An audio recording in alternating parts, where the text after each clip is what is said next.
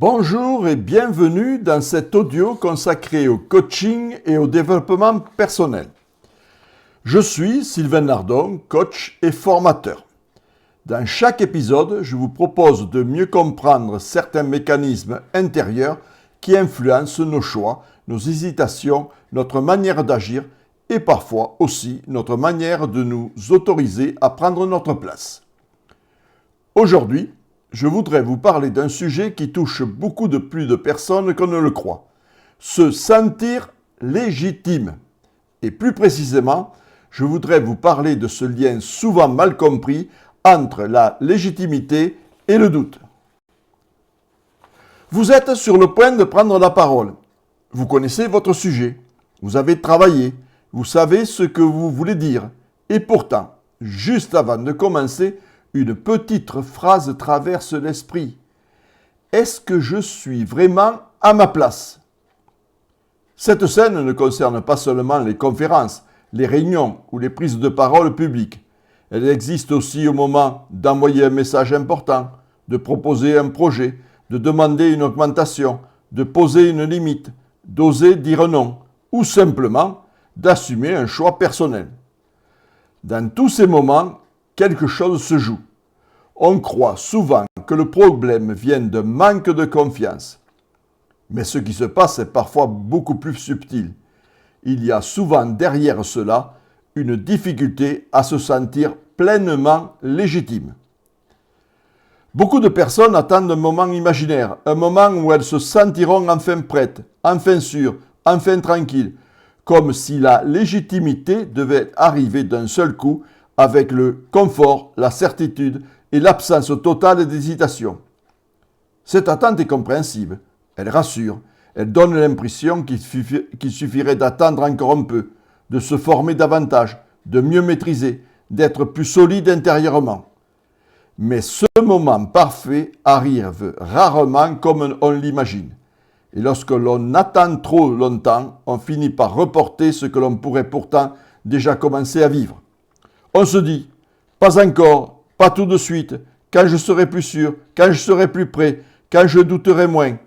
Et en attendant, on reste à la porte de sa propre place. Le doute n'est pas toujours le signe d'une illégitimité. Il est souvent mal compris. On le lit comme une preuve de faiblesse, d'insuffisance, d'imposture ou d'illégitimité. Pourtant, le doute n'indique pas toujours que vous n'êtes pas à votre place. Il peut aussi signaler toute autre chose.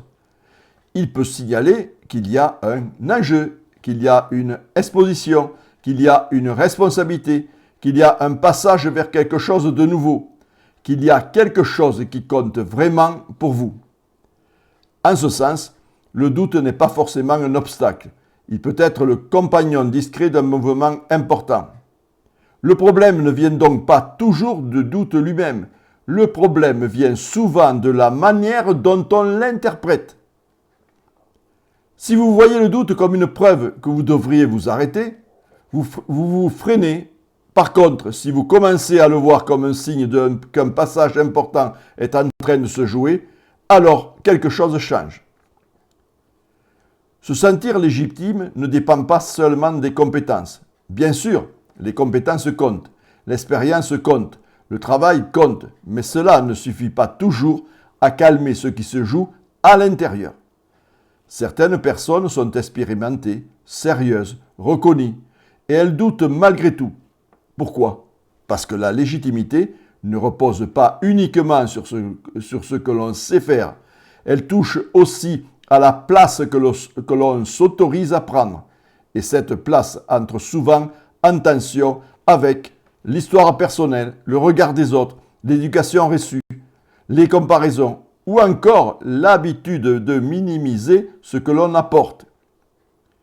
Beaucoup de personnes ont appris à faire, mais elles n'ont pas appris à s'autoriser. Elles ont appris à être utiles, mais pas à se connaître, à travailler, mais pas à habiter pleinement leurs valeurs.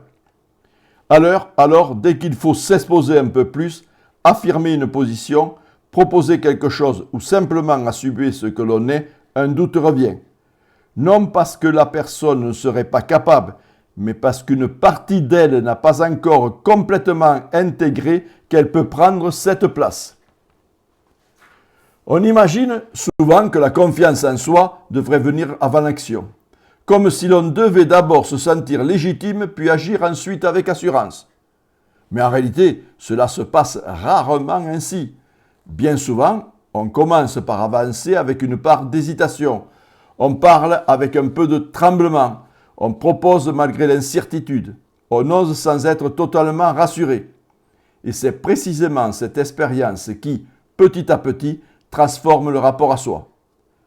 Autrement dit, la légitimité ne tombe pas du ciel. Elle se construit. Elle se construit dans l'expérience, dans la répétition, dans les actes assumés malgré une part de doute encore présente. C'est parce que vous faites un pas, puis un autre, que vous commencez à habiter différemment votre place. Pas parce que vous avez enfin atteint un état intérieur parfait. Peut-être faut-il alors changer de modèle. Cesser d'attendre une légitimité parfaite, stable, définitive.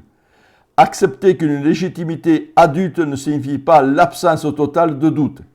Elle signifie plutôt autre chose, la capacité à continuer malgré le doute, à ne plus laisser le doute tout décider, à reconnaître qu'il est là, sans en faire le juge suprême de ce que vous avez le droit de dire, de faire ou d'être. Cette manière de voir change beaucoup de choses. Elle évite de transformer chaque hésitation en remise en cause globale. Elle évite de se dire « puisque je doute, c'est que je ne devrais pas y aller. Puisque j'hésite, c'est que je ne suis pas prêt. Puisque je ne me sens pas totalement légitime, c'est que je dois encore entendre. » Non, on peut douter et avancer quand même. On peut hésiter et garder une direction. On peut ne pas être totalement apaisé à l'intérieur et pourtant faire un pas juste. Le coaching a un rôle important. Dans l'accompagnement, la question de la légitimité revient souvent, parfois sans être nommée aussi clairement. Les personnes parlent plutôt de blocage, d'hésitation, de manque de confiance, de peur d'être jugées, de difficulté à prendre leur place. Mais très souvent, au fond, c'est bien la question de la légitimité qui est là. Le travail ne consiste pas à promettre une disparition totale du doute. Il consiste plutôt à clarifier ce qui se joue, à distinguer le doute qui signale un enjeu réel du doute qui paralyse inutilement, à remettre de la nuance là où tout semblait confus, et surtout à aider la personne à ne plus attendre une autorisation intérieure parfaite pour commencer à agir de manière plus juste. Parce que beaucoup n'ont pas tant besoin de plus de valeur que d'un travail intérieur qui leur permettra enfin de reconnaître et d'incarner la valeur qu'elles ont déjà. Je retrouve souvent cette question dans mes accompagnements, parce qu'elle touche un point très concret de nombreuses trajectoires. On ne manque pas toujours de valeur, on manque parfois surtout d'autorisation intérieure pour la reconnaître. En conclusion, se sentir légitime ne signifie pas donc de ne pas douter. Cela signifie pouvoir continuer à avancer sans exiger de soi une sécurité absolue avant chaque pas. Le doute ne disparaît peut-être jamais complètement, mais il peut cesser d'être un frein central. Et c'est souvent à partir de là qu'une forme de solidité plus calme, plus profonde commence à s'installer. Une solidité qui ne repose pas sur une certitude parfaite, mais sur une manière plus juste d'habiter sa place. Si ces questions vous parlent, je développe ces mécanismes dans mon livre « Votre coaching individuel, développer votre potentiel et transformer votre vie » avec une approche concrète et accessible. Vous trouverez les liens en commentaire. Et si vous souhaitez découvrir mon approche de l'accompagnement, vous pouvez également visiter mon site. Merci pour votre écoute et à très bientôt pour un prochain épisode sur le coaching et le développement personnel.